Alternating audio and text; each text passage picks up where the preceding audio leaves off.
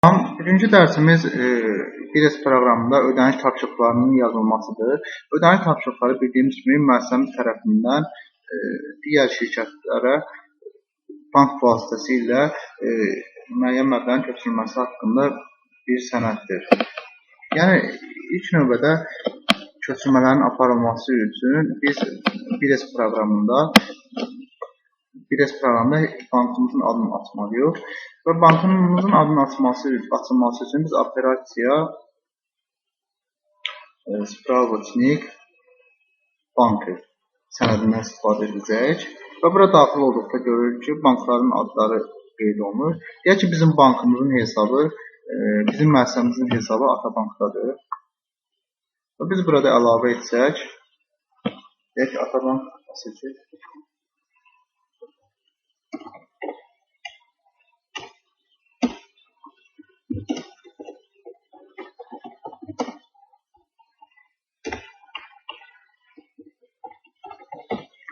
Atabank Asazi Nərmanov filialındadır. Biz həmçinin bura müxbir hesabımızın nömrəsini qeyd etməliyik. Bildiyiniz kimi müxbir hesab bankın Mərkəzi Bankda açdığı hesabdır. 28 simvoldan ibarətdir.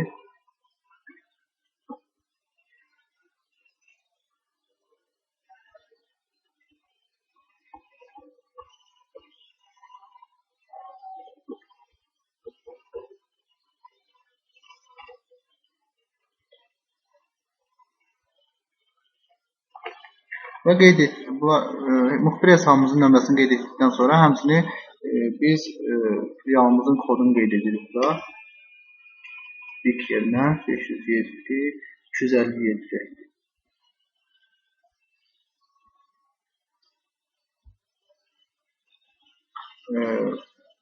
Və həmçinin deyək ki, Bakı şəhərində yerləşir. Swift-in qeyd edirik bankımızın.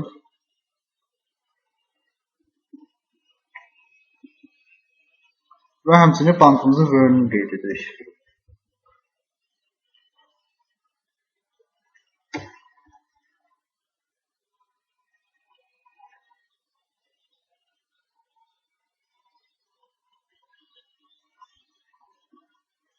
Və bu məlumatları qeyd etdikdə qeyd edin ki, bunlar bankımızın rekvizitləridir.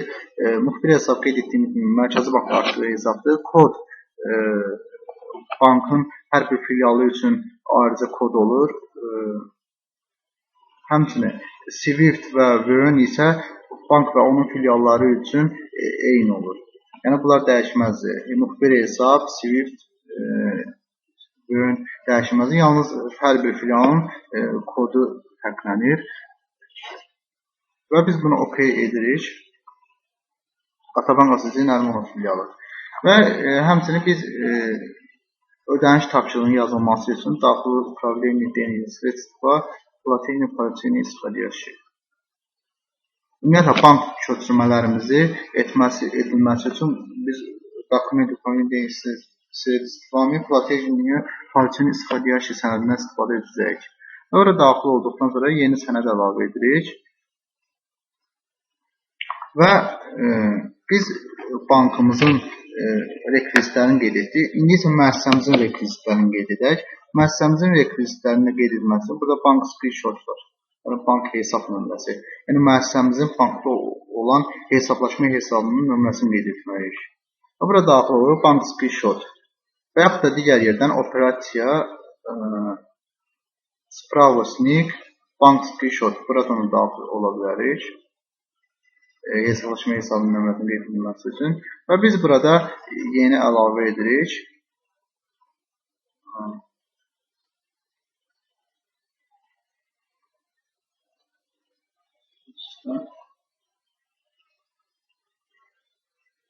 Yeni sənəd əlavə edirik, yəni bank hesab nömrəsi.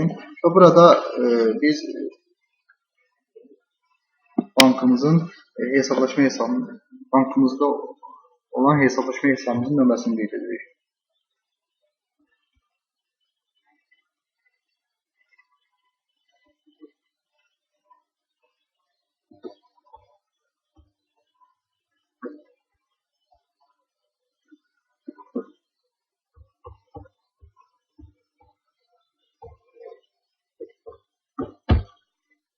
Bu da sətr 28 nömrədən ibarətdir. Hesablaşma hesabının nömrəsi də. Təbii ki, with shota, rush shot olacaq və həmçinin AZN olacaq valyutamız. Yəni AZN ilə açılmış hesabdır. Və həmçinin BIC kodunu bura qeyd edən kimi biz bankımızın rekvislərini qeyd edəndə BIC kodunu qeyd etmişdik ora 507 257 və bunu qeyd edən kimi və avtomatik olaraq bizim Ataban ASC Nərmanov filialı Bakıyadır və bankımızın rekvizitləri gəlir bura və biz OK etsək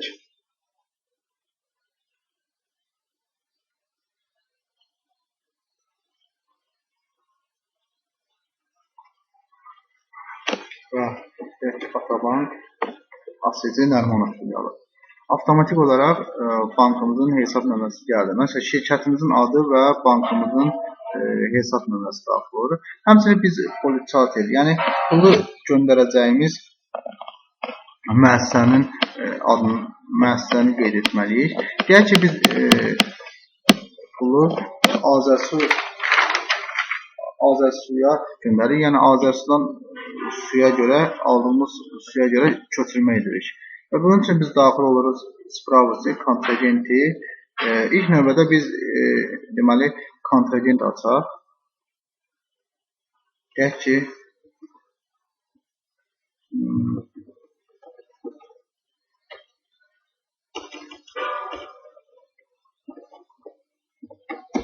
Azərsu ASC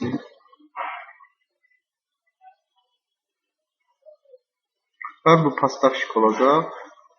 Və biz müqaviləsinin nömrəsini qeyd etsək, deyək ki, şoti doqovorda su alışı müqaviləsi.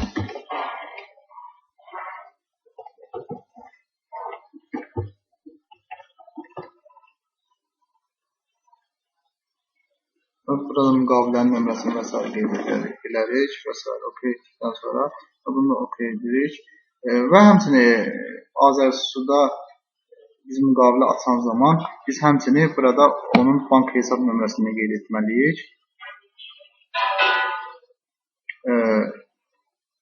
Deyək ki, onun hesabı məsələn operasiya Spravotnik banki.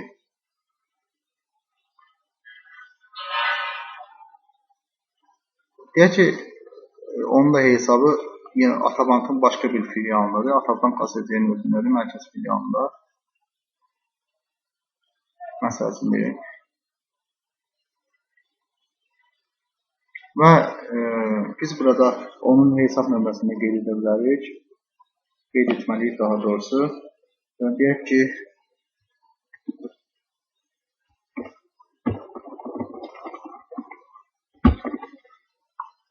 və hesab nömrəsini qeyd edirik.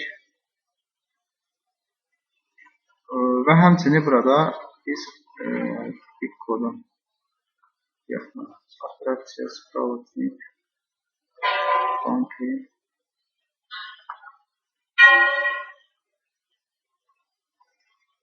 onun kodu 507-581 idi.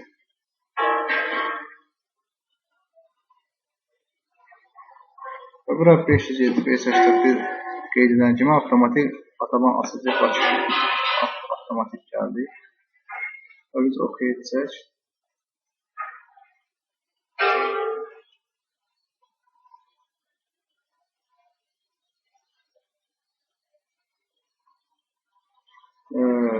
Və həmçinin biz gördük ki, həmən şirkətlər bank hesab nömrəsində qeyd etdik. Yəni Azərsunun bank hesab nömrəsində burada qeyd etdik.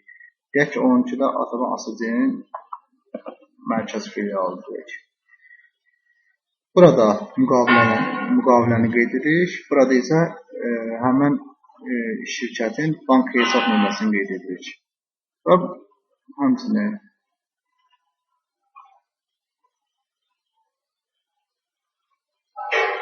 bunu qeyd etdikdən sonra biz daxil olur, yəni həmən Azərsunun adını qeyd edək. Azərsu ASC avtomatik olaraq açdığımız bank hesab nömrəsi də bank screenshotdan qeyd edə bilərik. Və deyək ki, 100 manat pul köçürdəcəyik.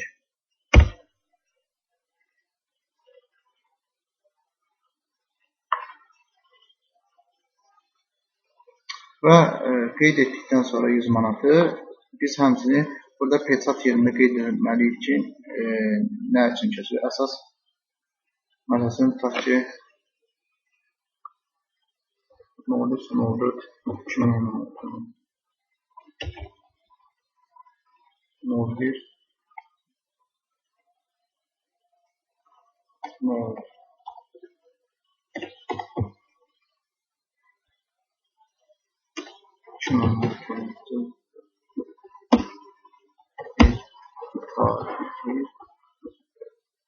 vergi hesab fakturaya əsasən.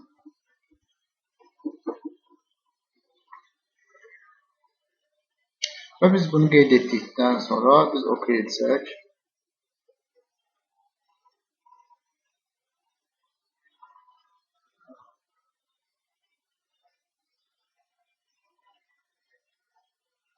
qeyd etməmişəm onu.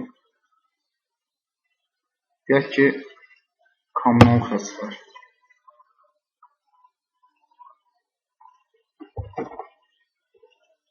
Qeyd edirik. OK etsək,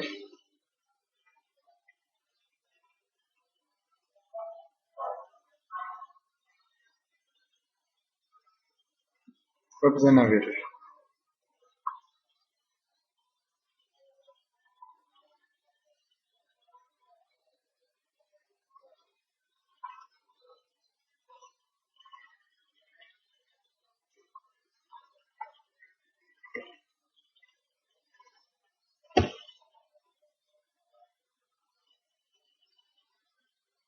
Və biz bura daxil olsaq, yəni ödəniş tapşırığına baxsaq görək ki, artıq ödəniş tapşırığı da 1S proqramında hazırdır.